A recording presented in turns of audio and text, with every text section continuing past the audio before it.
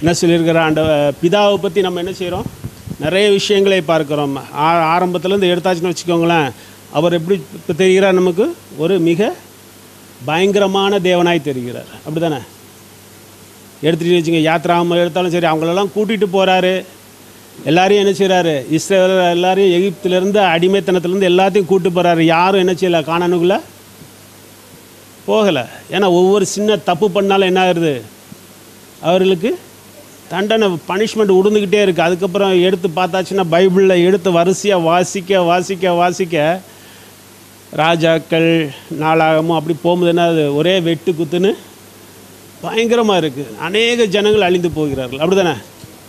அப்போது நமக்கு என்ன ஆகுது, பழைய ஏற்பாடை படித்து முடிக்கும் பொழுது நமக்கு ஒரு மிகப்பெரிய பயம் வந்துவிடுது, ஒரு பயம் இதாக. ஆனால் இயேசு கிறிஸ்து என்ன சொல்கிறார், இப்போ பிலிப்பு வந்து இயேசுகிட்ட கேட்குறாப்புல, யோவான் 14வது அதிகாரத்தில், ஆண்டவரே எங்களுக்கு பிதாவை காண்பியும், ஆண்டவரே எங்களுக்கு பிதாவையே காண்பியும் அப்படின்னு சொல்லிட்டு என்ன செய்கிறான், கேட்குறாப்புல.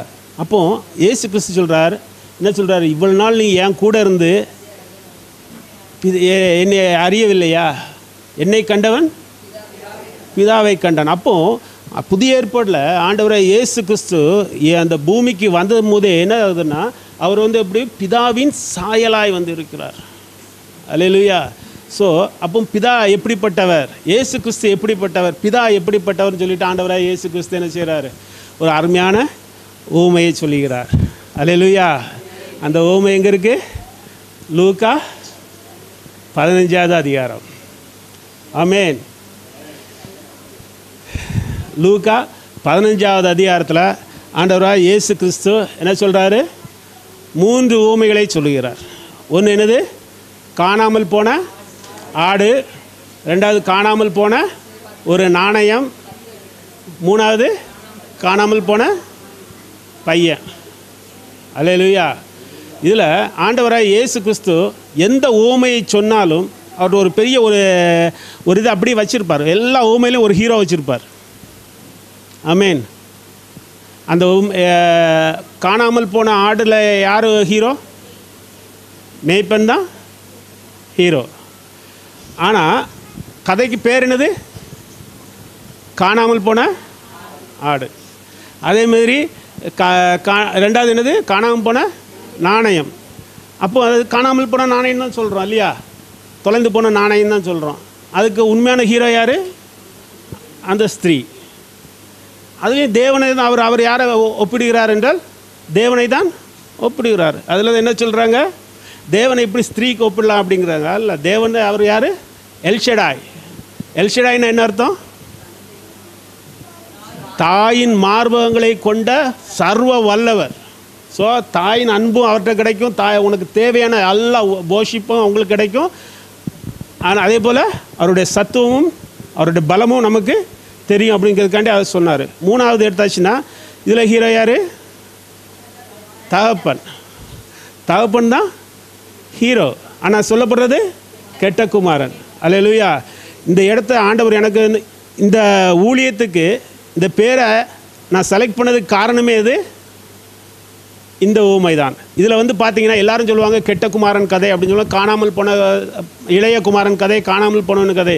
எனக்கு மட்டும் இது எப்படி தெரியுதுன்னா, ஒரு நல்ல தகப்பனின் கதை. அதான் இது என்னது, குட் ஃபாதர் மினிஸ்ட்ரி. அல்லேலூயா. இந்த வசனத்தை எனக்கு வந்து ஆண்டவர் வெளிப்படுத்தினது என்னது, நல்ல தகப்பன். ஆமென். ஸோ இப்போ பார்க்குறோம், ஆண்டவரை இயேசு கிறிஸ்து பிதாவின் அன்பை வெளிப்படுத்தக்கூடிய விதமாய் இந்த ஊமைகளை என்ன செய்கிறார், சொல்லுகிறார். இந்த ஊமை எதற்காக சொல்லப்பட்டது, யாருக்காக சொல்லப்பட்டது அப்படின்னு பார்த்தீங்கன்னா, இந்த ஊமை 15வது அதிகாரம் 1வது வசனத்தில் நம்ம எடுத்து வாசிக்கும் பொழுது, சகல படி அப்போது பரிசேயரும் வேதபாரகரும் முறுமுறுத்து என்ன சொல்கிறாங்க, இவர் பாவிகளை ஏற்றுக்கொண்டு அவர்களோடு சாப்பிடுகிறாரேங்கிறாங்க. ஸோ இதில் நீங்கள் பார்த்தீங்கன்னா, இந்த பாவி சகல ஆயக்காரரும் பாவிகளும் அப்படிங்கும்போது வந்து இவங்களை பற்றி இங்கிலீஷ் பைபிளில் தெளிவாக போட்டிருக்கோம். எப்படி, நொட்டோரியஸ் சின்னர்ஸ், மிக பிரபலமான பாவம் செய்கிறவங்க யார்? ஆயக்காரர்கள். ஆயக்காரர்கள்னா யார் அப்படின்னா வரி வசூலிக்கிறவங்க. எப்படி வசூலிப்பாங்க? அடிதடியாக தான் வசூலிப்பாங்க. அந்த காலத்தில் என்ன செய்வாங்கன்னா வரி வசூலிக்கிறதுக்கு ஒரு லைசன்ஸ் வாங்கிட்டாங்கன்னா அவங்க கையில் எப்படி இருப்பாங்க? மக்கள்கிட்ட நீங்கள் முதல்ல என்னது நியாயம் நீதியில் எதுவுமே கிடையாது. கையில் எப்படி இருப்பாங்க? மக்கள்கிட்ட நீங்கள் முதல்ல என்னது நியாயம் நீதியில் எதுவுமே கிடையாது. ஒரு 5-10 அடியாட்களை வச்சுக்கிட்டு என்ன செய்வாங்க? வசூல் பண்ணிடுவாங்க. யாரை பற்றியும் கவலைப்பட மாட்டாங்க. ஏன்னா அவங்களுக்கு வந்து அரசாங்கத்துக்கு இவ்வளோ கொடுக்கணும் அப்படின்னு சொல்லிட்டு என்னது அவங்களுக்கு உத்தரவு. அந்த காலத்தில் இப்போ நமக்கு இந்தியாவிலையும் அப்படி தான் இருந்துச்சு வரி வசூலிக்கிறதுக்கு. அதனால தான் என்ன சரி வீரபாண்டிய கட்டபொம்மன்லாம் பெரிய ஆளானார். அல்லையா? அந்த காலத்தில் அப்படி தான் இருந்துச்சு. சின்ன வரியை ஒழுங்காக செலுத்தலாம்னு என்ன செஞ்சுருவாங்க? அவங்களுக்கு என்ன தண்டனைனாலும் கொடுக்கலாம். நீங்கள் வந்து இந்த பூமியில் இருக்கணும், இந்த நாட்டில் நீ இருக்கணும்னா என்ன செய்யணும்? நீ வரி கட்டணும். அப்படிங்கும்போது அவங்களாம் என்ன செய்வாங்க? இஷ்டத்துக்கு வரி வாங்குவாங்க. ஏன்னா அதுதான் அவங்களுக்கு பெரிய. அதுக்காக என்ன செய்வாங்க? நிறைய லஞ்செல்லாம் கொடுத்து அந்த போஸ்டிங் இன்றைக்கி வாங்கியிருக்கிற மாதிரி இன்றைக்கெலாம் நிறைய பேர் என்ன செய்கிறாங்க? ஃபுட் சேஃப்டிலாம் பார்த்தீங்கன்னா அப்பா எவ்வளவோ காசு கொடுத்து வாங்குறாங்க. ஏன்னா ஒவ்வொரு கடைக்கு 1000-2000 வாங்கிட்டு போயிடலாம். நானும் ரொம்ப அடிபட்டிருக்கேன். அல்லேலூயா. ஸோ அப்படி வந்து என்ன செய்கிறாங்க இருந்தவங்க. அப்போ அவங்க கூடலாம் என்ன செய்கிறாரு இயேசு? அவங்க கூட போய் டீல் பண்ணிகிட்டு இருக்கிறார். அவங்க கூட சேர்ந்து என்ன செய்கிறாரு? பேசிக்கிட்டு இருக்கிறார். அவங்க கூட போய் என்ன சாப்பிட்றாரு. அப்போது ஏன் இந்த பரிசேயருக்கும் பரிசேயர்னா நமக்கு நல்ல அண்ணா சொன்னாங்க போன வாரம் இல்லையா? பரிசேயர்னா யார்? வேதத்தை பற்றி தெளிவாய் தெரிந்தவர்கள், வேதத்தை குறித்து நியாயப்பிரமாணத்தை குறித்து பிரசங்கிக்கிற மக்கள். வேதபாரகர் எப்படி? அவங்க வந்து என்ன செய்வாங்க? ரூல்ஸ் அண்ட் ரெகுலேஷன்ஸை கரெக்டாக திட்டம் போட்டு கொடுக்குறவங்க. அவங்க என்ன செய்வாங்க? புதுசாலாம் ரூல்ஸ் எல்லாம் கொண்டு வருவாங்க வேதபாரகர்கள். ஆமென். ஸோ அது பேஸ்ட் அப்பான் எல்லாம் என்னது மோசேயுடைய நியாயப்பிரமாணத்தின்படி எல்லாம் கரெக்டாக செய்கிறவங்க தான் யார்? இந்த பரிசேயர் நீதிமான்கள். ஏன்னா இயேசு கிறிஸ்து போய் பாவிகளோட போய் உட்காந்து சாப்பிட்றாரு அப்படின்னா என்ன சொல்லுவாங்க? அவங்க பாருங்கள், சங்கீதம் 1வது அதிகாரம் 1வது வசனத்தில் என்ன சொல்லுவாங்க? துன்மார்க்கருடைய ஆலோசனை நடவாமலும். அங்கே போய் இயேசு கிறிஸ்து நிற்கிறார். இவரெல்லாம் நீங்கள் என்ன செய்கிறீங்க? ஏற்றுக்கொள்கிறீங்கன்னு சொல்லிட்டு என்ன செய்கிறாங்க? அவங்களுக்கு கோபம் வருது. ஸோ அந்த டைம் என்ன செய்கிறாரு? அவர்களை பார்த்து யாருக்கு? பரிசேயருக்கும் ஆயக்காரர்களுக்குமாய் சேர்த்த இந்த ஊமை என்ன செய்கிறார்? ஆண்டவர் தெளிவாய் சொல்கிறார். அல்லேலூயா. அப்போ சொல்கிறாரு, பின்னும் அவர் சொன்னது, ஒரு மனுஷனுக்கு 2 குமாரர் இருந்தார்கள். ஆமென். ஸோ அந்த மனுஷனுக்கு 2 குமாரர். ஒருத்தன் என்ன செய்கிறான்? இளையவன் என்ன செய்கிறான்? அப்பாவுடைய சொத்தை எனக்கு சேர வேண்டியது என்ன செஞ்சுருங்க தாங்க அப்பா அப்படிங்கிறான். அந்த காலத்தில் நம்ம எடுத்து பார்த்தாச்சுன்னு வச்சுக்கோங்களேன். உபாகமம் 21வது அதிகாரம் 20வது வசனம், மத்தேயு 15:4 இதெல்லாம் எடுத்து வாசிக்கும் பொழுது என்ன செய்யுது? தாய் தகப்பனை கணம் பண்ணாதவர்கள் என்ன செய்யலாம்? கல்லெறிஞ்சி கொல்லப்பட கடவர்கள் என்று சொல்லி வேதத்தில் இருக்குது. அன்றைக்கி நியாயப்பிரமாணத்தின் காலம். யார்? அவங்க யார்கிட்ட சொல்கிறாரு? வேதபாரர்கள்ட்டையும் ஆயக்காரர்கள்ட்டையும் கதையை சொல்கிறாரு. அப்போ என்ன சொல்கிறான்? இவன் வந்து என்ன செய்கிறான்? அப்பாட்ட வந்து எப்போ என் சொத்தை பிரிச்சுத்தாங்க, நான் பார்த்துக்கிறேன், உங்களோட தயவு தேவையில்லை அப்படிங்கிறான். அவர் என்ன செஞ்சார்? உடனே சொத்தை வந்து ஒரு பையனுக்கு பிரிச்சாச்சுன்னு வச்சுக்கோங்களேன். அப்போ அவனை மட்டும் தனியாக பிரித்து அப்படி அனுப்பல. அவர் என்ன செய்கிறாரு? அந்த சொத்தை 3ஆக பிரித்து என்ன செய்கிறார்? ஒரு சொத்து யாருக்கு? மூத்த குமாரன் கொடுத்துரு. 2 பேருக்குமே பங்கிட்டுறாரு. இல்லை ஒருத்தனுக்கு மட்டும் பங்கிட்டா என்ன ஆகும்? பிரச்சனை வந்துடும். ஆனால் அந்த இடத்த விட்டு என்ன செய்கிறான்? இந்த இளையகுமாரன் அவ்வளோ சில பேருக்கு இன்றைக்கி இருக்குது, அப்படி தான் இருக்குது ஸ்டேட்டஸ். நிறைய பேர் என்ன செய்கிறாங்க? உங்கள் அப்பாவுக்கு என்னடா தெரியும்? நம்ம தான் எல்லாத்தையும் நம்ம தான் சாதிக்க முடியும், நம்மளால் எல்லாம் தெரியும், எந்த பேச்சையும் நம்ம அப்பா பேச்சு நம்ம கேட்டு என்ன செய்ய போகிறோம்? சாதிக்க ஒன்றும் முடியாது போலுக்க. இப்படியே இவர் கூட இருந்தால் என்ன செய்ய முடியாது? நம்மளால் பெரிய லைஃபு வாழ முடியாது. ஆனால் அப்பாவுக்கு என்ன இருக்கும்? நம்ம மேலே நம்மளை குறித்து ஒரு திட்டம் இருக்கும். என் பிள்ளை இப்படி வரணும், என் பிள்ளை என்ன செய்யணும், நான் நினைக்கிற மாதிரி இப்படி ஒரு வரணும். ஆண்டவர் என்ன செய்கிறார்? ஒவ்வொரு ஜனத்தையும் ஒவ்வொரு பிள்ளைகளையும் இந்த பூமியிலே கொண்டு வரும்போது என்ன செய்கிறார்? அவருக்கு ஒரு திட்டத்தை உண்டு பண்ணி தான் என்ன செய்கிறாரு? இந்த பூமிக்குள்ளே அனுப்புகிறாரு. அவருக்கு என்ன ஒரு திட்டம் இருக்கிறது. ஆனால் இந்த பையனுக்கு என்ன ஐடியான்னா, அவரோட திட்டம் செய்கிறதுக்கு நான் வரல, எனக்குன்ட்டு ஒரு திட்டம் இருக்குது. என் கையில் இந்த காசு இருந்துச்சுன்னா நான் என்ன செய்வேன்? நான் கலக்கிடுவேன். அவர் திட்டம் எனக்கு தேவையில்லை. தேவனுக்கு என்ன செய்யறது? ஒரு ஐடியா இருக்குது. நம்ம இந்த பையனை கொண்டு போய் என்ன செய்யணும்? இவன் எனக்கு பிரியமாக நடக்கணும், இவனை நான் குறித்து இப்படி ஒரு டிசைன் வைத்திருக்கிறேன், இவனை குறித்து ஒரு பெரிய திட்டங்களை நான் வைத்திருக்கேன்னு சொல்லிட்டு என்ன செய்கிறார் ஆண்டவர்? அவர் ஒரு திட்டத்தை வச்சிருக்காரு. அதனால தான் என்ன செய்கிறார்? கூடவே இருக்கிறார், கூடவே வைத்துட்டு இருக்கிறார். ஆனால் தேவனுடைய மிகப்பெரிய சுதந்திரம் நமக்கு கொடுக்கப்பட்டது என்னதுன்னா, நமக்கு ஒரு சுதந்திரத்தை அவர் கொடுத்துருக்கிறார். அல்லேலூயா. அவரை போல திங்க் பண்ணுறதுக்கு நமக்கும் என்ன செஞ்சுருக்காரு, சுதந்திரத்தை கொடுத்துருக்கிறாரு. ஆனால் இந்த பிள்ளைகள் என்ன பண்ணுது, உன் சுதந்திரம் எனக்கு தேவையில்ல, நான் என்ன செய்கிறேன், என் மைண்ட் பிரகாரம் நான் போகிறேன், நான் போய் ஜெயிக்க ஆரம்பிச்சிருவேன் அப்படிங்கிறான். நான் அப்பாவை பற்றி உண்மை என்ன செய்யுது, பக்கத்தில் இருக்குன்னு யாருக்குமே தெரியாது. அப்பா என்ன செய்யுது, அப்பாவுடைய அன்பும் அப்பாவுடைய அரவணைப்பும் அப்பாவுடைய திட்டங்களும் அப்பாவுடைய எண்ணங்களும் என்ன செய்யாது, பிள்ளைகளுக்கு அது சுகமாக இருக்கானே, என்ன குறை, ஒன்றுமே குறை கிடையாது. அதனால் என்ன செய்யுது, லைஃப்பில் போர் அடிச்சிருது. ஆமேன். ஸோ என்ன செய்கிறான், காசை வாங்கிட்டு தனியாக போகிறான். இப்போது இதில் மிகப்பெரிய விஷயம் என்னென்னா, அப்பாவுடைய பிரசன்னத்தை விட்டு வெளியே போகிறது அப்பா அமைதியாக அனுப்பிடுறார். அவனை ரொம்ப பெண்ணில் 4 பேரை கூப்பிட்டு என் பையனை பாருங்கள், அவனை திருத்துங்க அப்படின்னு சொல்லி என்ன செய்யலை, சொல்லவே இல்லை. ஏன் சொல்லலை? இதுதான் அப்பாவோட கோபம். அப்பாவோட கோபம் என்னது, அமைதியாக கழட்டி விட்டுருவார். நீ போன போ.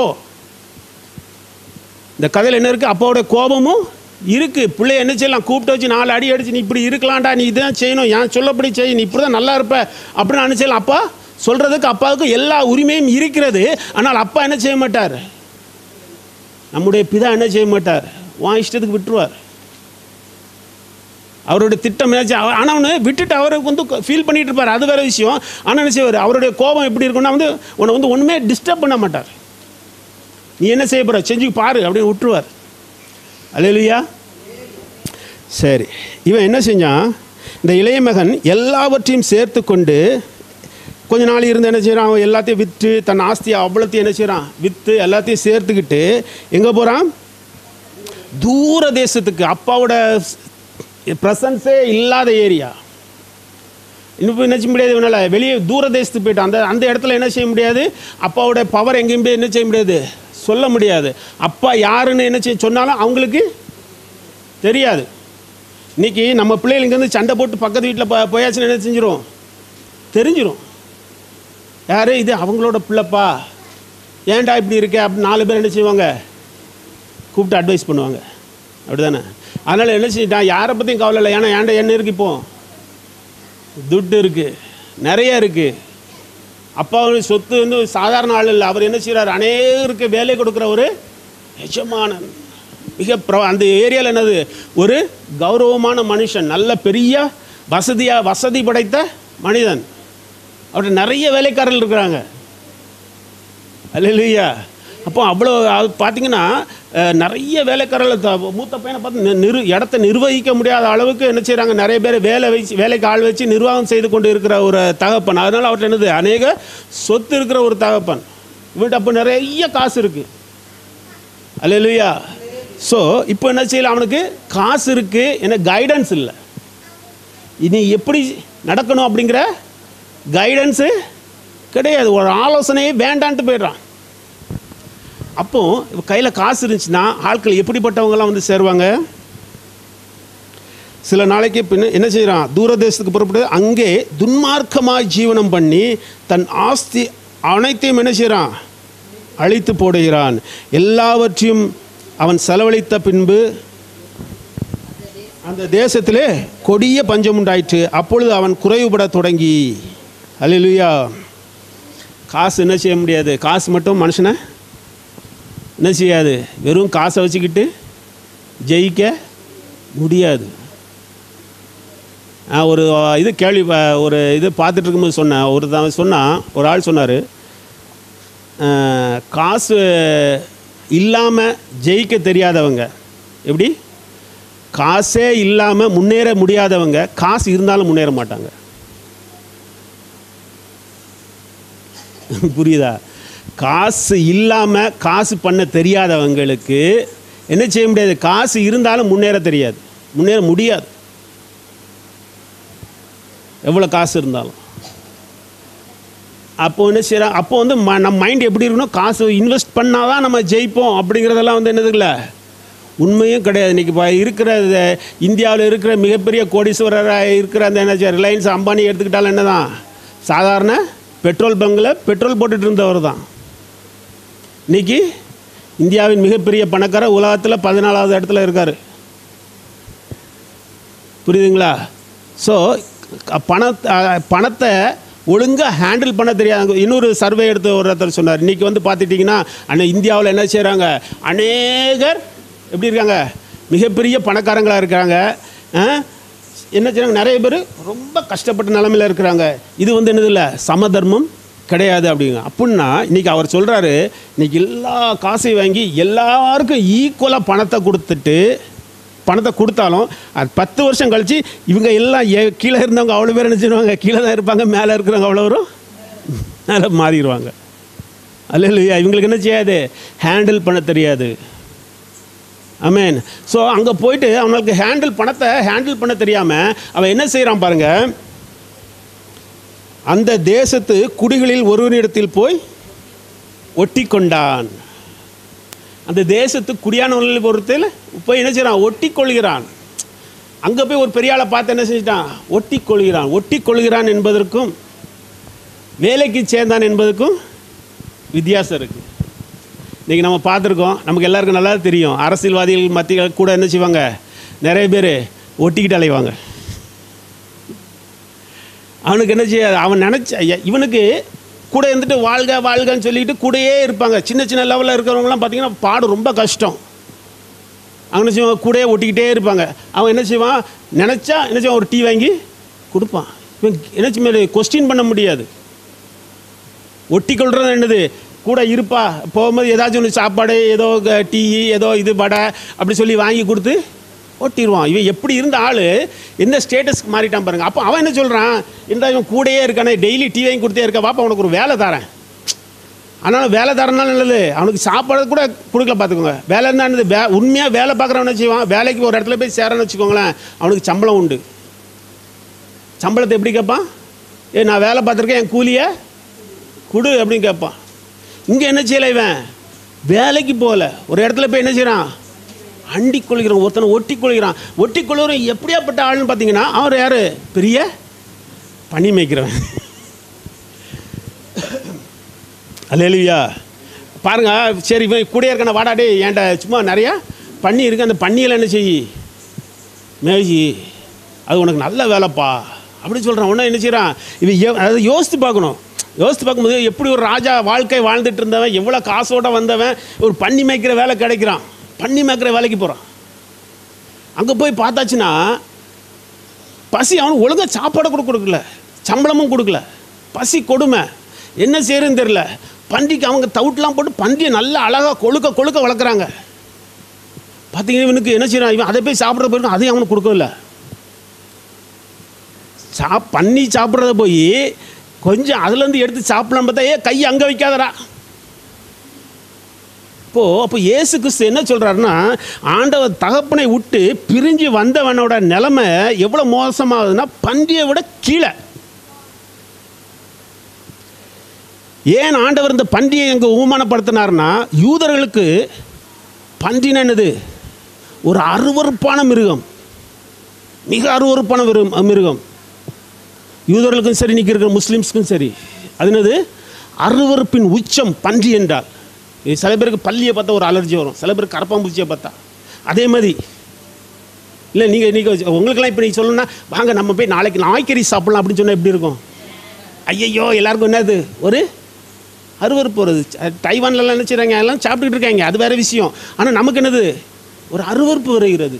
அதே போல் விஷயம் தான் என்னது, பன்றி. யூதர்களுக்கு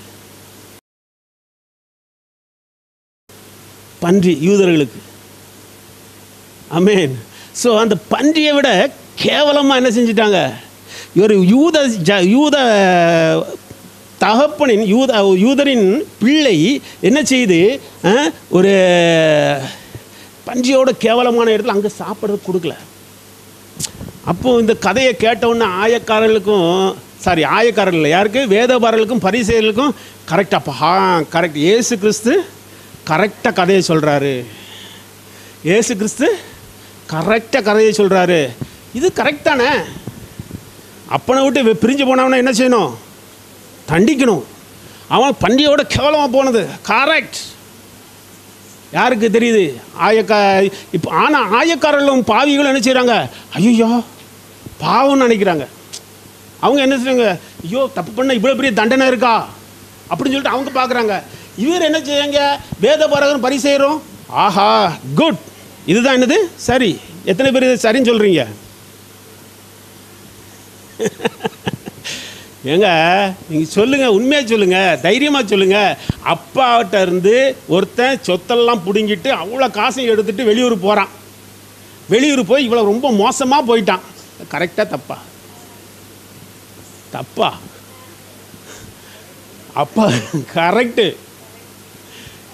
இன்றைக்கி நம்ம வாழ்க்கையில் பார்த்துட்டோன்னா எல்லா இடத்துலையும் என்ன இருக்குது? தண்டனை. நம்ம என்ன செய்கிறோம்? சட்டத்தின்படி வாழ்ந்து கொண்டு இருக்கிறோம். நீதியின்படி கிருபையின்படி நம்ம வாழ. இன்றைக்கி இந்திய நாடில் எப்படி எல்லா நாடுகளும் சட்டத்தின் அடிப்படையில் வேலை செய்து கொண்டு இருக்கிறது. ஸோ அப்போ என்னது? எல்லாருக்கும் என்னது? தப்பு பண்ணால் அடி உண்டு. நம்மளே பார்த்துருக்குறோம். போலீஸ்காரெல்லாம் என்ன பண்ணான்? ஏதாச்சும் ஒருத்தர் ரவுடிசம் பண்ணிட்டான்னா அடுத்த நாள் காலையில் என்ன ஆயிரும்? அவங்க போலீஸ் ஸ்டேஷனில் உள்ள பாத்ரூமில் எல்லாரும் வரிசையாக வலிக்கு விழுந்துருவாங்க. அவங்களுக்கு என்ன செய்யணும்? ஒருத்தனுக்கு கை உடஞ்சிரும், ஒருத்தனுக்கு கால் உடஞ்சிரும். அப்போ என்ன செஞ்சோம் நம்மளும்? கரெக்ட் இந்த திமிர்த்தனம் பண்ணல, உனக்கு பாத்ரூம் கண்டிப்பாக வழுக்கும். அதே இது போலீஸ்காரன் தப்பாக பண்ணான்னு அது வேறு விஷயம்.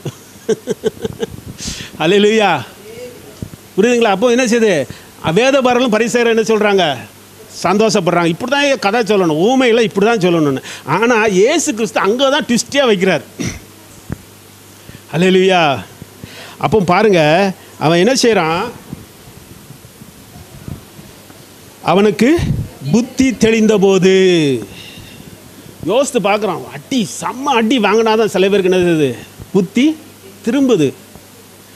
ஆஹா, நம்ம ஏசப்பா அப்பா கூட இருக்கும்போது எப்படி இருந்தோம் சார்? பன்றியோடு நம்மளை கேவலமாக்கிட்டாங்களே, இந்த சாப்பாடு கூட கிடைக்க மாட்டேங்க. நமக்கு என்ன பன்றி கூட தான் தூங்குறோம், பன்றி சாப்பாடாக தரலாம்ல சார்? அதையும் விட்டுட்டாங்களே. நம்ம அப்பாட்ட வேலை பார்க்குறவங்களாம் இப்படியே வேலை பார்க்குறாங்க, எவ்வளோ டீசெண்டாக வேலை பார்க்குறாங்க. அவன் பிள்ளைகள்லாம் எப்படி இருக்குது? அவனுக்கு எல்லாருக்கும் நல்ல போஜனம் கிடைக்கிறத. நம்ம அப்பாட்ட வேலை பார்க்குறவங்க எல்லாரும் நல்லா இருக்காங்களே அப்படின்னு சொல்லிட்டு என்ன செய்யுது? அவனுக்கு யோசித்து பார்க்குறான். ஏன்னா இவ்வளோ நாள் என்ன செய்யுது? நல்லா மப்பிலே இருந்துட்டான். ஏன்னா சில எதான் சொல்கிறாங்க, காசு கண்ணை மறைச்சிடும் அப்படிம்பாங்க. புரியுதா? அதான் பவுல் சொல்கிறாப்புல என்ன சொல்கிறான்? பிரகாசம் உள்ள மனக்கண்களை தந்தரலை மாறி செபிக்கிறேன் அப்படி சொல்லுவான். அந்த மனக்கண்கள் என்ன செய்கிறோம்? மூடப்பட்ட கண் இருந்தாலும் என்ன செய்வோம்? குருடனாய் அலைகிறப்போ மனம் திரும்பி பாருங்கள். என் தகப்பனுடைய கூலிக்காரர்கள் எத்தனையோ பேருக்கு பூர்த்தியான சாப்பாடு இருக்கிறது, நானும் பசியால் சாகிறேன். அப்போது நான் எழுந்து என் தகப்பனிடத்திற்கு போய், தகப்பனே, பரத்துக்கு விரோதமாகவும் உமக்கு முன்பாகவும் பாவம் செய்தேன். இப்போ இனிமேல் உம்முடைய குமாரன் என்று சொல்லப்படுவதற்கு நான் பாத்திரன் அல்ல. உம்முடைய கூலிக்காரர்கள் ஒருவராய் என்னை வைத்துக் கொள்ளும் என்பேன் என்று சொல்லி ஒரு பிளான் பண்ணுறான். பிளான் பண்ணி என்ன சொல்கிறான்? ஆஹா, நான் அப்பாட்ட போய் இப்படி பேச போகிறேன். அன்புள்ள அப்பா, உமது குமாரனாகிய நான் என்ன செய்ய போகிறேன்? உமது பிள்ளையாகிய நான் இனிமேல் உமது பிள்ளை என்று சொல்கிறதுக்கு நான் பாத்திரன் இல்லை, இப்படிக்கு அன்புள்ள மகன். புரியுதா லெட்ரு? அப்படி தான் அவன் திங்க் பண்ணுறான். நான் அப்பாட்ட போய் என்ன சொல்லுவேன்? அப்பா, இனிமேல் நான் உங்களுடைய குமாரன் என்று சொல்கிறதுக்கு நான் பாத்திரன்ல, என்ன ஒரு வேலைக்காரனாக வச்சுக்கோங்க. நான் என்ன அப்படி வச்சாது எனக்கு அதுக்கு தகுந்த மாதிரி சாப்பாடு போடுங்க அப்படி நான் நினச்சேன். அப்பா கடிதத்தை மைண்டில் செட் பண்ணுறேன். நான் அப்பாட்ட போய் இப்படி விழுந்தாச்சுன்னா அப்பா எப்படியாவது மன்னிச்சு ஒரு வேலைக்காரனா வச்சுக்குவார் அப்படின்னு நினச்சிட்டு என்ன செய்கிறான்? இங்கேருந்து கிளம்புறான். கிளம்பும்போது அது முக்கியமான விஷயம். நிறைய பேர் இதேமாரி நான் யோசிப்பாங்க. நான் அப்பா கிட்ட என்ன செய்ய போகிறேன்? திருப்பி போக போகிறேன், நான் இயேசுக்கிட்ட திருப்பி வரப்போகிறேன். நான் என்ன செய்ய, நிறைய பேரோட வாழ்க்கை என்ன ஆகுதுன்னா, ஒரு நாளைக்கு பார்த்தீங்கன்னா ஆண்டவரோட இயேசு கிறிஸ்துவோட நம்ம ஐக்கியமாக இருந்துக்கிட்டே இருப்பாங்க. டெய்லி கரெக்டாக வாரம் சர்ச்சுக்கு போயிடுவாங்க, டெய்லி ப்ரேயர் பண்ணிடுவாங்க. ஏதாச்சும் ஒரு தப்பு, சின்ன தப்பு பண்ணியாச்சுன்னு வச்சுக்கோங்களேன், ஒரு வாரம் ப்ரேயர் போடுறத மட்டம் போட்டாச்சுன்னா பிசாசு நம்மளை அப்படியே நீட்டாக இழுத்து நினச்சிடும். ஒரு வாரம் மட்டம் போடுறத 4 வாரமாக மாற்றிடும். ஒரு நாள் ப்ரேயர் நீ பண்ணியாச்சுன்னா 4 நாள் ப்ரேயர் அதுக்கப்புறம் என்ன செய்யணும்? கஷ்டப்பட்டு இருந்துச்சு தான் வச்சிடணும், வரணும். இல்லாட்டி என்ன செய்ய, அதான் போதும், அப்படி நாண்டுருவோம். ஆனால் என்ன செய்யற, பிதா அவர்கிட்ட வரணும்னு விரும்புகிறார். இயேசு கிறிஸ்து அவன் திரும்பி வரணும்.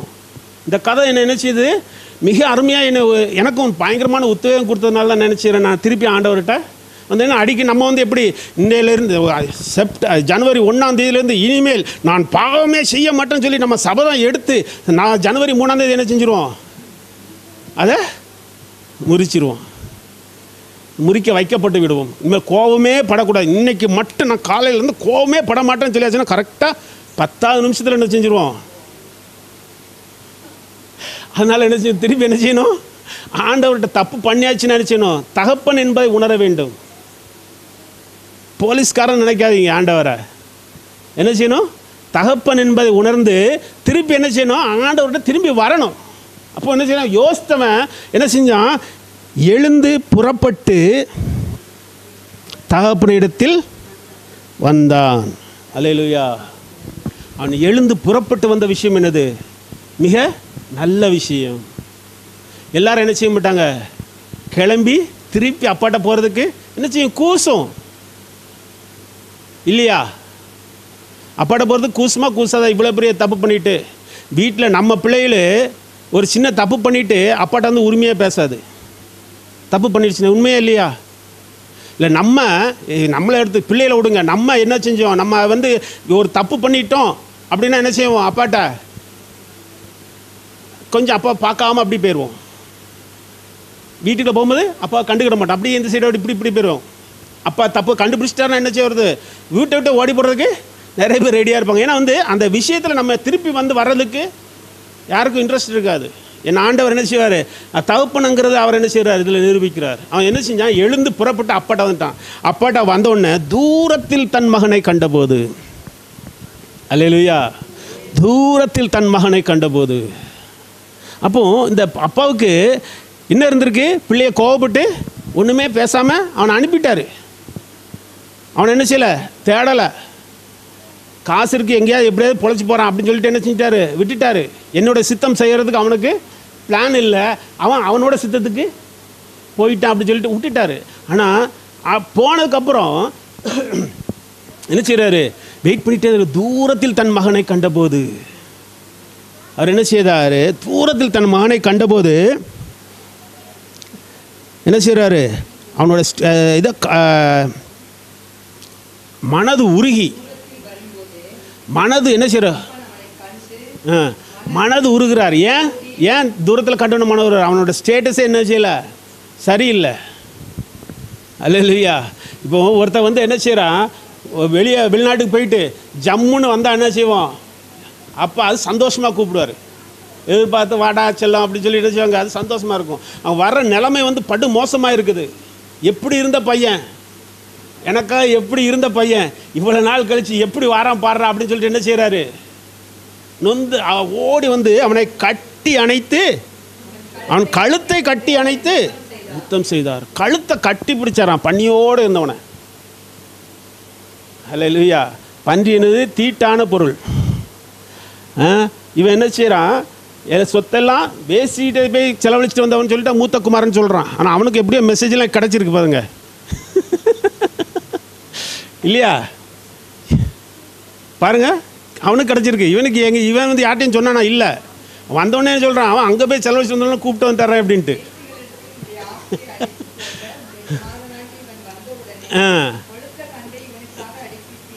புரியுதா? ஸோ அவன் அண்ணங்காரன் எல்லாத்தையும் விவரத்தெல்லாம் நீட்டாக கலெக்ட் பண்ணி வச்சுருக்கான். அப்பாக்காரனுக்கு தான் தெரியாமல் இருந்திருக்கு.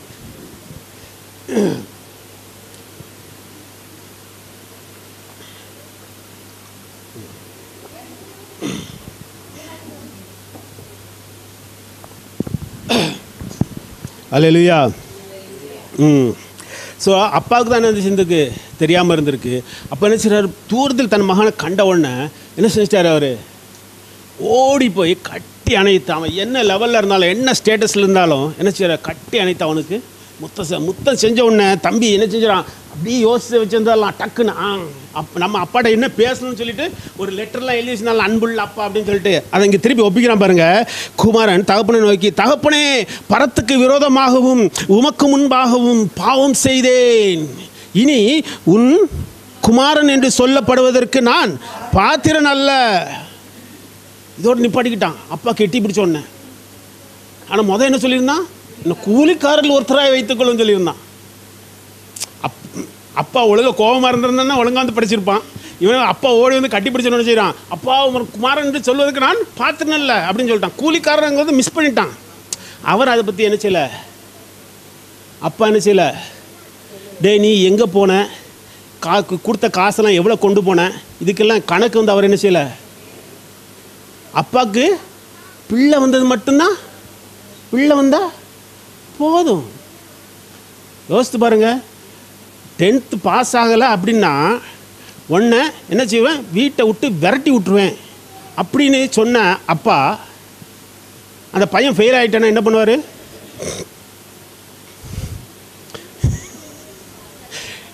அவன் என்ன செய்கிறான், அவனே ஓடி போயிருந்தான். அவன் ஓடி போய் அப்புறம் என்ன செய்கிறான், அப்பா தேடுறாரு. ஒரு வாரம் கழிச்சு நான் ஈஸியாக வீட்டுக்கு வரேன். வந்தோடனே அப்பா அவன் பையனை கூப்பிட்டு, ஏன்டா நீ 10th ஃபெயில் ஆனா கேட்பாரு. டேய் 10th போனால் என்னடா, மார்ச் போனால் ஏப்ரல் போனால் நமக்கு என்ன இருக்குது, ஆகஸ்ட் அக்டோபர் இருக்குடா, இதுக்கெல்லாம் நம்ம பயப்படலாமாடா, நம்மலாம் எப்படி ஆட்கள் அப்படின்னு சொல்கிறது தான் யார்? தகப்பனின் இருதயம். அப்படிப்பட்ட இருதயம். அல்லேலூயா. காசு போனால் போகுதுடா, எவ்வளோடா போச்சு, அதை பற்றி அவர் கேட்கவே இல்லை. அவர் என்ன செய்கிறாரு, கட்டி அணைத்து முத்தம் செய்கிற தகப்பன். ஆமேன். உடனே அவர் என்ன செஞ்சார், இதெல்லாம் கேர் பண்ணல. அவன் போய் மன்னிப்பு கேட்டுட்டு இருக்கான். அவர் வந்து இவனை கேர் பண்ணல. தன் உடனே என்ன செய்கிறாரு, இவனை கெட்டி பிடிச்சி முத்தம் கொடுத்ததோட சரி. அதுக்கப்புறம் அவனோட ரியாக்ஷன் அவர் கேட்கவே இல்லை. என்ன சொல்கிறார், ஊழியக்காரில் பார்த்து, டே வா வா வா வா வா வா வா, பிள்ளைக்கு நல்ல நல்ல ட்ரெஸ்ஸாக பார்த்து ஒன்று எடுத்துக்கிறான், மோதிரத்தை கொடு, அதிகாரம். அல்லேலூயா. அடிமைகளுக்கு பாதரட்சை கிடையாது. என் பிள்ளை வந்துட்டு அவனுக்கு என்ன செய்யுது, பாதரட்சையை கொடு, அவனுக்கு மோதிரத்தை கொடு, அதிகாரத்தை கொடு. மீண்டும் அதே அதிகாரத்தில் கொண்டு உட்கார வைக்கிறார். அல்லேலூயா. நம்முடைய தகப்பன் இப்படிப்பட்ட தகப்பன். இதை கண்டாச்சு, இதே மாரி தான் போதனை சொல்லும்போது தான் என்ன ஆகி போயிருது, பரிசேயருக்கும் வேதபாரருக்கும் என்ன வருது, கோபம் வருது. என்னடா பாவிகளை மன்னிக்கிறதுக்காக, பாவிகளெல்லாம் மன்னிக்கவா செய்வாங்க, அவங்களுக்கு உண்டான தண்டனையை கொடுக்கறது தான் நியாயம். அப்போ ஆயக்காரர்கள் என்ன செய்கிறாங்க, பாவிகள்லாம் ஆண்டவர்கிட்ட என்ன செய்கிறாங்க, ஓடி வராங்க, நெருங்கி வராங்க.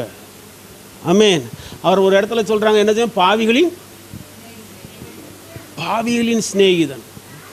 அவர் ஏன் பாவிகளின் சிநேகிதனாக இருந்தார்? ஏன் அவருக்கு என்ன, அவர் சொல்கிறாரு, யாருக்கு, பிணியாளிக்கு தான் வைத்தியன் தேவை. அல்லேலூயா. ஆண்டவர் நம்ம வந்து நம்மளுடைய பாவத்தை விட்டு நம்ம என்ன செய்கிறோம், நம்ம அவரை கண்டு நம்ம ஒதுங்கி போயிடக்கூடாது. பார்த்தீங்கன்னா தொலைஞ்சு போன ஆடை தான் என்ன செய்கிறாரு ஆண்டவர், தேடி போகிறார். அதுக்கு அறிவில்லாதனால என்ன செய்கிறார், அதை தேடி போகிறாரு. ஆனால் அந்த தொலைஞ்சி போன ஆடுக்கு கிடைச்ச மகிமை அந்த 99 ஆடுகளுக்கும் கிடைக்கல. அல்லேலூயா. இந்த தொலைஞ்சி போன ஆடு மட்டும்தான் என்ன செய்யுது, அவரோட வீட்டுக்கு வருது. மற்ற 99 ஆடு எங்கே இருக்கு? ஆமேன். அந்த ஒரு ஆடுக்கு தான் என்ன செய்யுது, தோளில் உட்கார்ற பாக்கியம் கிடைச்சிது. அந்த ஒரு ஆடுக்கு தான் என்ன செய்யுது, வீட்டில் வந்து கொண்டு வந்து விட்டுட்டு என்ன செய்ய, 4 பேரை கூப்பிட்டு, ஹே பாருடா, கண்டுபிடிச்சிட்டு கொண்டு வந்துட்டேன். அல்லேலூயா. Thank you Jesus. ஆமேன். இதில் நம்ம முக்கியமாக பார்க்க வேண்டியது என்னென்னா, இந்த தகப்பன் இந்த மகனை எப்பொழுது மன்னிச்சார்?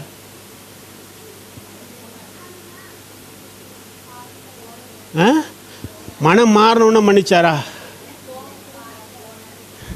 வீட்டை விட்டு அவன் என்னைக்கு வெளியே போனானோ அன்னைக்கே மன்னிச்சிட்டார். ஆனால் மகனுக்கு அது என்ன செய்யலை, மகனுக்கு தெரியாது. அவர் அன்னைக்கு ஒரு நாள் மிஞ்சி போனால் கோபத்தில் இருப்பார்.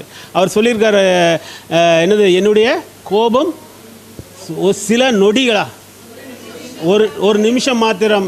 அதுக்குள் இந்த வசனம் ஒன்று உண்ட எங்க,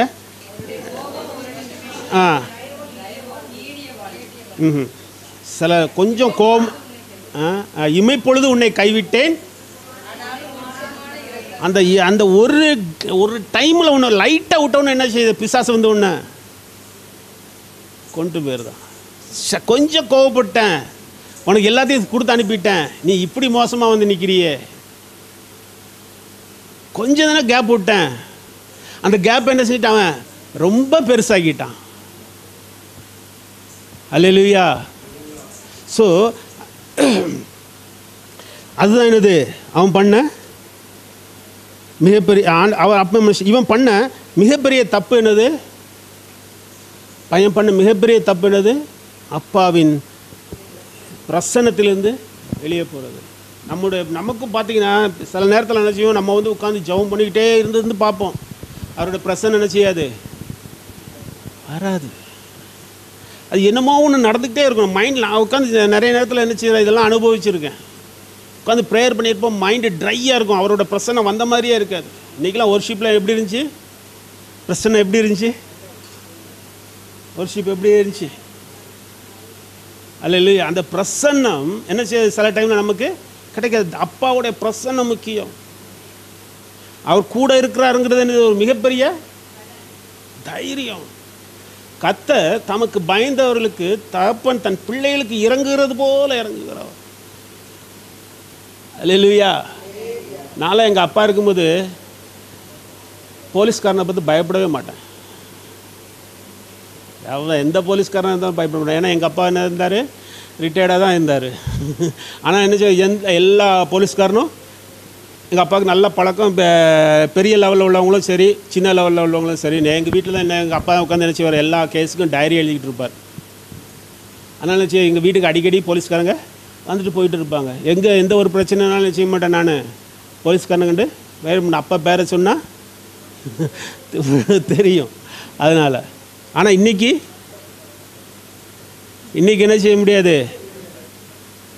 கொஞ்சம் யோசிக்க வேண்டியிருக்கு. 2-3 ஃப்ரெண்ட்ஸ் இருக்காங்க, ஆனால் என்ன செய்ய வேண்டியிருக்கு, அப்பாக்கிட்ட உள்ள சுதந்திரம் ஃப்ரெண்ட்ஸுக்கிட்ட இல்லை. அப்பா நினச்சி உயிரை கொடுத்து வந்து நிற்பார். ஃப்ரெண்ட்ஸாக மாப்பிள்ள கொஞ்சம் மாப்பிள்ள ஒரு 4 நாள் 5 நாள் ஆகத்தான் செய்யும். இப்போ எல்லாருக்கும் அப்படி தான் பண்ணுறாங்க, வண்டியெல்லாம் பிடிச்சி வச்சுக்கிட்டு ஒரு 5 நாள் கழித்து தான் கொடுக்குறாங்க அப்படின்னு தான் சொல்லி என்ன செஞ்சாங்க, லாக்டவுனில் சொன்னாங்க. ஃப்ரெண்ட்ஸ் தான், ரொம்ப க்ளோஸ் ஃப்ரெண்ட்ஸ் தான். என்ன செய்யலை, வந்து நிற்கலை. அவர் ஃபோன் பண்ணி நான் அவர்கிட்ட பேசிட்டேன் இவர்கிட்ட பேசிட்டேன்னு சொல்லி எப்படி 5 நாள் வண்டியை பிடிங்கி வச்சுக்கிட்டாங்க. ஆனால் அப்பான்னு என்ன செஞ்சுருப்பார், தம்பின்னு என்ன பண்ணியிருப்பான், அண்ணனை என்ன பண்ணியிருப்பான், உள்ளே வந்து கழுத்து கொடுத்துருப்பான். அல்லேலூயா. அதுதான் அப்பாவுடைய அன்பு. ஆமேன். ஏன்னா நம்ம வந்து எந்த ஒரு ஸ்டேட்டஸில் இருந்தாலும் என்ன செய்ய மாட்டார், அவர் விட மாட்டார். ஏன்னா அவருக்கு வந்து நம்ம எப்படி மிக முக்கியம். நீங்கள் இருக்கீங்க, உங்கள் பிள்ளைகளை என்ன செய்கிறீங்க, அப்படியே கூட்டு போகிறீங்க, பிள்ளை கையில் என்ன வச்சுருக்கான், ஒரு பேனா வச்சு விளாண்டுட்டு வரான். 3 ரூபா பேனா வச்சு விளாண்டுக்கிட்டே வரான். அப்படி இப்படி போய் பண்ணிக்கிட்டே வரான். அப்படி வரும்போது என்னது, அந்த பேனா அப்படி கையை விட்டு தவறி ஒரு மோசமான இதில் போய் விழுந்துருது, ஒரு சாக்கடையிலேயே ஒரு அலிலேயே விழுந்துருது. சரி வேண்டாம், ஒரு கக்காலே போய் விழுந்துருன்னு வச்சுக்கோங்க. என்ன செய்யுங்க, பையன் என்ன செய்யணும், ஓடி போய் பேனா எடுக்க போகிறான். நீங்கள் என்ன செய்வீங்க, நான் போனால் போட்டும், அப்படி தானே. அதுவும் என்ன செய்யுது, பிள்ளை தொட்டக்கூடாது. உண்மையா இல்லையா? ஆமாம். அதே இது உங்கள் பிள்ளைக்கு ஒரு நல்ல மோதிரம் வாங்கி கொடுத்துருக்கீங்க, 1 பவுனில் அழகான மோதிரம். அந்த பிள்ளை என்ன செய்யுது, இப்படி இப்படி எடுத்து விளையாண்டுக்கிட்டே போகுது.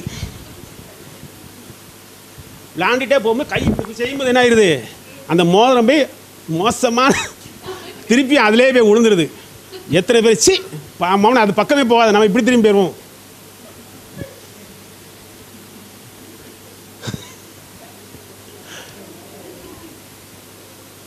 இன்னும் எல்லாரும் சிரிக்கிறீங்க. எத்தனை பேர் விட்டுட்டு போவீங்க? என்ன ஆனாலும் பரவாயில்ல, வீட்டில் போய் கையை கழுவிக்கும், அப்படியே சேரியை போட்டு எட்டு வந்துடுவாங்க. அல்லேலூயா. நம்முடைய தகப்பன் என்ன செய்கிறார்னா, நம்மளுடைய முக்கியத்துவத்தை காண்பிப்பதற்காக பிதா தன்னுடைய ஒரே பேரான குமாரனை இந்த பூமிக்கு அனுப்பினார். அவ்வளோ அசிங்கமான ஏரியா தான் இது. அவ்வளோ நம்ம அவரை என்ன செய்கிறார் பாருங்க, பாவமே அறியாத அவரை என்ன செய்தார், பாவம் ஆக்கினார் நம்முடைய பாவங்களுக்காக. அப்போ நம்ம எவ்வளோ முக்கியம் அவருக்கு. நீங்கள் சிரிச்சிங்களே, பிதா சிரிக்கலையே. பிதாவை என்ன செய்கிறாரு? முக்கியங்கிறதுக்காண்டி எவ்வளோ அசிங்கனாலும் போடா, எவ்வளோ அவமானம், செவுட்டில் அடிக்கிறான், ஏசப்பா துப்புறான், முதுகில் ஒருத்தன் அடிச்சுட்டு தலையில் அடிச்சுட்டு கண்டுபிடிடா அப்படிங்கிறான். அல்லேலூயா. இந்த பாத்திரம் என்னை விட்டு நீங்க கூடுமானால் நீங்கட்டும் என்று அவரை அழ வைக்கிறாங்க. என்ன செய்தார்? ஆண்டவர் ஒப்பு கொடுத்தார். நம்ம அவ்வளோ முக்கியம், நம்முடைய தேவனுக்கு அவ்வளோ முக்கியம். அதனால தான் அவர் அந்த பிதா, அந்த தகப்பன் ஓடி வந்து கட்டி பிடிச்சி முத்தம் கொடுக்குறார். மீண்டும் நமக்கு அந்த அதிகாரத்தை கொடுக்க வேண்டும் என்பதற்காக. அவருடைய சித்தத்தை நாம் திருப்பி செய்யணும். அதுக்கு அந்த அதிகாரம் இருந்தால் தான் நம்ம அவருடைய சித்தத்தை செய்ய முடியும். அல்லேலூயா. அவருடைய அதிகாரம், நம்ம அவருடைய சித்தத்தை இனிமேல் செய்யணும். இவ்வளோ தூரம் திருப்பி வந்து ஆண்டவரே நான் வாண்ட வந்துட்டேன், நான் வேலைக்காரனாக இருந்தேன்னு வச்சுக்கோங்க, அவருடைய சித்தத்தை நம்ம என்ன செய்ய முடியாது, செய்ய முடியாது. அவரை அதுக்காண்டி என்ன செய்யறோம்? நம்முடைய சித்தத்தை செய்கிறதுக்கு இவ்வளோ அதிகாரம் வேணும். புரியுதுங்களா? அந்த மோதிரங்கிறது வந்து அந்த காலத்தில் ஏடிஎம் கார்டு மாதிரி இல்லை. இன்றைக்கி வேறு ஒன்றும் இல்லை. நான் இங்கே இருக்கிறேன், என் பிள்ளை போய் கடையில் உட்காந்துச்சுன்னு வச்சுக்கோங்களேன், கடையில் உள்ளவங்க யாரும் மதிக்க மாட்டாங்களா? என் பிள்ளை மூத்தவ அங்கே கடையில் போய் உட்காந்தான்னா என்ன காட்டிலும் எல்லோரும் பயந்து அடங்குவாங்க. ஏன்னா அவள் வந்து என்கிட்ட கம்ப்ளைண்ட் பண்ணியாச்சு, என்ன ஆயிரும்? அது மிகப்பெரிய பிரச்சனையாக இருக்கும். என்கிட்டனா டைரெக்டாக டீல் பண்ணிட்டு போயிடலாம். புரியுதுங்களா? ஸோ அந்த பிள்ளைக்கு உண்டான அதிகாரம் இருந்தால் தான் என்ன செய்ய முடியும்? அந்த இடத்துல போய் உட்கார முடியும். பிள்ளை என்னன்னாலும் செய்யும். அதுக்கு அந்த அதிகாரம் நான் கொடுத்து வச்சுருக்கணும். அதிகாரம் இல்லாட்டி என்ன செய்ய முடியாது? தேவனுடைய திட்டத்தை நம்ம செய்ய முடியாது. அதுக்காண்டி தான் அவர் நமக்கு ஆவி என்னும் அச்சாரத்தை கொடுத்திருக்கிறார், இத்தனை வரங்களை கொடுத்திருக்கிறார். எல்லாத்துக்கும் என்ன செய்ய அவர் என்ன செய்கிறார்? எல்லா பிசாசெல்லாம் என்ன செய்கிறார்? அப்படி காலுக்கு அடியில் போட்டு நீங்கள் என்ன செய்யணும்? ராஜாக்களும் ஆசாரியர்களுமே இருக்குன்னு சொல்லியிருக்கிறார். அல்லேலூயா. அப்படிப்பட்ட தகப்பன். அதனால் என்ன செய்ய நம்ம அவருக்கு மிக முக்கியமாக இருக்கிறோம். இந்த கதை இன்னும் நீட்டாக ரொம்ப போயிடும். மூத்த குமாரன்னா இன்னும் ஜாஸ்தியாக போயிடும். அல்லேலூயா. ஸோ அந்த ஆண்டவர் பிதாவின் இருதயத்தை இங்கே காண்பிச்சிருக்கிறார். அல்லேலூயா. ஸோ இந்த கதை எப்படின்னா, ஒரு நல்ல தகப்பனின் கதை, கெட்ட குமாரனின் கதை அல்ல, மனம் திரும்பிய குமாரனின் கதையும் அல்ல, இளைய குமாரனின் கதையும் இல்லை. இந்த கதையை படிக்கும்போது என்ன வரணும்? ஒரு நல்ல தகப்பன், எ குட் ஃபாதர் ஸ்டோரி. அல்லேலூயா. நமக்கு அப்படிப்பட்ட ஒரு அருமையான தகப்பன் இருக்கிறார். அல்லேலூயா. நம்ம ஆண்டவரை ஸ்தோத்தரிக்கலாம். அப்படியே எழுந்திருந்து ஜெபிக்கலாம். அல்லேலூயா. சோதரம் ஆண்டவரே, அப்பா இந்த நாளிலும் ஆண்டவரே, பிதாவை எங்களுக்கு காண்பியும் என்று சொன்ன அந்த பிலிப்புவினை போல ஆண்டவரே, அப்பா இந்த நாளில் ஆண்டவரே எங்களுக்கு நீர் அந்த பிதாவை காண்பிக்க வேண்டுமாய் நாங்கள் ஜெபிக்கிறோம் ஆண்டவரே. அல்லேலூயா. அப்பா உண்மை எங்களுக்கு வெளிப்படுத்தினதற்காய் ஸ்தோத்திரம். ஒரு தகப்பனின் இருதயத்தை எங்களுக்கு வெளிப்படுத்தினதற்காய் ஸ்தோத்திரம் ஆண்டவரே. அப்பா எங்கள் மேல் நீர் எவ்வளவு அன்பாக இருந்திருக்கிறீர் ஆண்டவரே. ஓ ஸ்தோத்திரம், ஸ்தோத்திர ராஜா. எங்களை நீர் எவ்வளவு முக்கியமாக பார்க்குறீங்கப்பா. உங்களோட உயிரையே கொடுத்தீங்களே ராஜா. அப்பா ரத்தத்தை சிந்தினீங்களே அப்பா. அந்த ரத்தத்தினால் சபையை உருவாக்கினீர்களே அப்பா. எங்களுக்கு தலையாக இருக்கிறீரே அப்பா. எங்களுக்கு உண்டான எல்லா அதிகாரங்களையும் நீர் மீட்டு தந்திருக்கிறீரே ஆண்டவரே. ஓ ஸ்தோத்திரம் அப்பா. அல்லேலூயா. அல்லேலூயா. கேட்கிற ஒவ்வொருவரையும் நீர் ஆசீர்வதித்ததற்காய் நன்றி. ஓ உம்முடைய கிருபை ஆண்டவரே ஒவ்வொருவர் மேலும் இருக்கட்டும் ஆண்டவரே. அப்பா நீர் கிருபையுமாய் வந்திருக்கிறீங்கப்பா, அன்பாய் வந்திருக்கீங்க ஆண்டவரே. எங்கள் மேல் நீர் அபிஷேகத்தால் நிரப்புகிறதற்காய் ஸ்தோத்திரம். அல்லேலூயா. அப்பா வந்திருக்கிற ஒவ்வொரு பிள்ளைகளையும் நீர் ஆசீர்வதிங்கப்பா. அவர்கள் குடும்பத்தில் ஆண்டவரை சமாதானமும் சந்தோஷமும் நிலைத்திருக்கும்படியாய் ஜெபிக்கிறேன். அல்லேலூயா. அவர்கள் ஆண்டவரை எல்லா இழப்புகளையும் நீர் சரி செய்வதற்காய் ஸ்தோத்திரம். பட்சித்த வருஷங்களின் விளைவுகளை எல்லாம் மீண்டும் திரும்ப அழிப்பதற்காய் ஸ்தோத்திரம் ஆண்டவரே. அல்லேலூயா. நீர் மீண்டும் கட்டுவதற்காய் ஸ்தோத்திரம் ஆண்டவரே. அல்லேலூயா. உங்களுடைய மறைவில் ஒளிஞ்சு இருக்கிறோம்ப்பா, பாதுகாத்து கொள்ளுங்க ஆண்டவராய் இயேசு கிறிஸ்துவின் நாமத்தில் ஜெபிக்கிறோம் எங்கள் நல்ல பிதாவே. ஆமேன், ஆமேன். ஹல்லேலூயா. எத்தனை பேருக்கு இன்றைக்கி வித்தியாசமாக தெரிஞ்சிருக்கு? ஹல்லேலூயா. ஒவ்வொரு நாளும் ஆண்டவர் பேசும்போது வித்தியாசமாக கொண்டு போகிறார். ஆமேன். என்னாகமம் 6வது அதிகாரம் 24, 25, 26 வசனங்கள். கர்த்தர் உன்னை ஆசீர்வதித்து உன்னை காக்க கடவர். கர்த்தர் தம்முடைய முகத்தை உன்மேல் பிரகாசிக்க பண்ணி உன்மேல் கிருபையாக இருக்க கடவர். கர்த்தர் தம்முடைய முகத்தை உன்மேல் பிரசன்னமாக்கி உனக்கு சமாதானம் கட்டளையிட கடவர் என்பதே. சபையார் ஆமேன் சொல்லுங்க. அல்லேலூயா. என் ஆத்துமாவே கர்த்தரை ஸ்தோத்ரி, என் முழு உள்ளமே நாமத்தை ஸ்தோத்ரி. என் ஆத்துமாவே கர்த்தரை ஸ்தோத்ரி, கர்த்தர் செய்த சகல உபகாரம் மறவாதே. ஆமேன் ஆமேன். அல்லேலூயா, அல்லேலூயா, அல்லேலூயா.